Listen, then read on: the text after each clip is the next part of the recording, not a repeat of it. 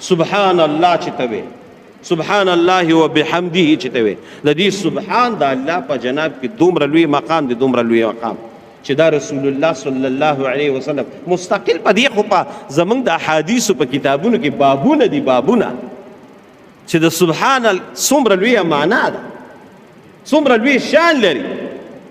خدای د هر عیب نه سبحان الله ته وې، سبحان دا الله مختصر تاته دغه کړی دی، نور مقصد همدغه چې سبحان الله خدای د هر عیب نه ته پاکې. اوس د سبحان الله د الله په جناب کې څومره لوی مقام ده، دا ته لږ سوچ وکړه چې د دې سبحان الله د الله په جناب کې څومره لوی مقام دی.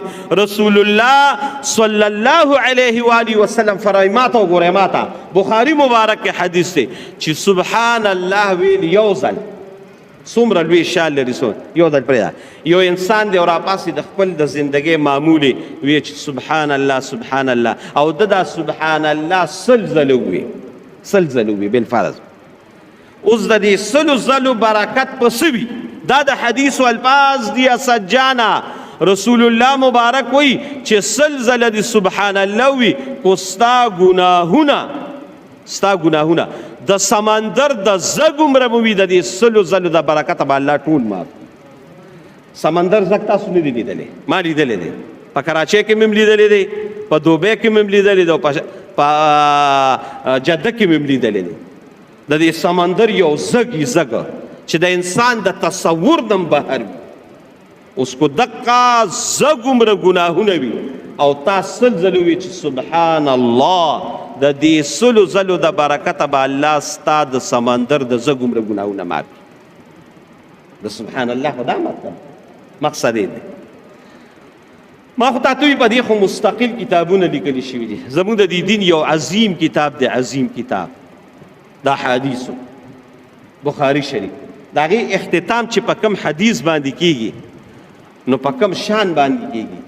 کلمتان حبیبتان الی الرحمن ثقیلتان فی المیزان خفیفتان علی اللسان. معنی به رد و بدل شوي په دې هلته کې. خدا رسول الله مبارک وی دوه کلمې دي چې الله ته ډېرې محبوبې دي، ډېرې وزنداره دي، ډېرې وزنداره او په خولې ډېرې آسانې دي. داسې زبردست صفات رسول الله مبارک بیانوي. دا څه دي؟ سبحان الله. لومبې په هغې کې دا چې سبحان الله چې د انسان د نیک عمل هغه تله به په دې یو ځل سبحان الله باندې ډکېږي. نو لوی شان لري، لوی مقام لري، لوی مرتبه لري. نو ته په لومبي کې وایې سبحانک اللهم. خدایا ډېر عیبونه دي په دنیا کې، خو خدایا ته د هر عیب نه پاک یې. سبحانک الله. دا ته لومبي شروع کړي. نو چې دا شروع او ته د دې ښکلي رب چې د دې ټولو عیوبو نه تا پاک کا، او حقیقت کې دیم، حقیقت کې د الله رب العالمین ذات دیم د ټولو عیوبو نه پاک. ما خو تاته وي چې دا څومره دغه کائنات په هر مخلوق کې څه ناڅه عیوب شته، خو الله د هر عیوبو نه پاک دی. نو دا ته وایه، په دې به تا ته فایده راځي. شاه جانه په دې به تاسو موږ ته فایده راځي. نور زما او ستا تیمور جانا د الله د ذکر زمونږ دا ذکر الله ته حاجت نشته. الله خو صمد ذات بی نیازه.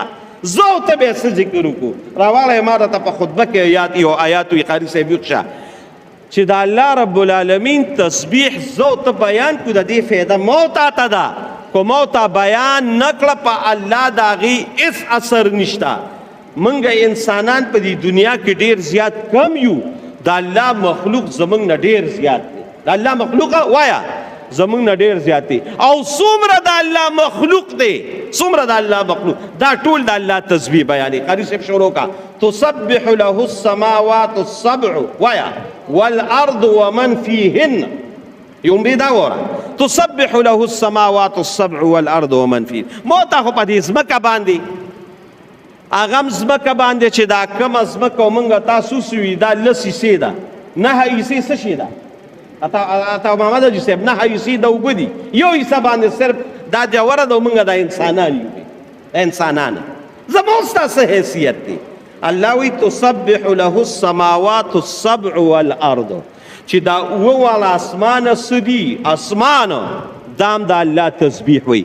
او په دې اسمان کې څومره مخلوق ته د الله تسبیح وي، زما ته تسبیح ته ساجد والارض، او څه چې په دې ځمکه باندې دي. اوس په ځمکه باندې خو موږ په دې وخت کې په ټوله دنیا کې تقریبا 9 اربه انسانان دي. 9 اربه انسانان په ټوله دنیا کې 9 اربه انسانان دي. دی وخت زما ستاسو حیثیت دی، مارغان څومره دي، حیوانات، درندې، چرندې، پرندې، بوټي، اونې، دا ټول د الله تسبیح.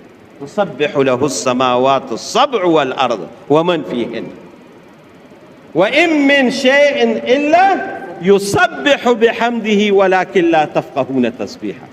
دا خو زما ستا هغه نقصان دی، زما ستا کمزوري ده چې موږ پې نه پوهېږو. نور الله وایي چې په مخ د کائنات کې څه دي، دا ټول زما تسبیح وي. ستا تسبیح ته زما ساجد دی، زما دپاره هغه مخلوق لګیا دی. خو ته تسبیح زما پاکي بیان کې پیدا تا ته ده، پیدا تا ته ده. دا ټول هر څه د الله تسبیح وي.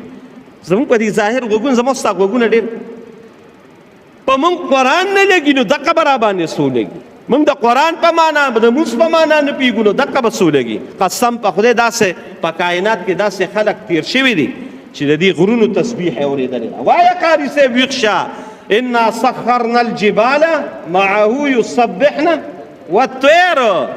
داود علیه السلام به لګیا و، غرونه به ورسره لګیا و، تسبیح به یې وي، مارغانو به ورسره تسبیح وي.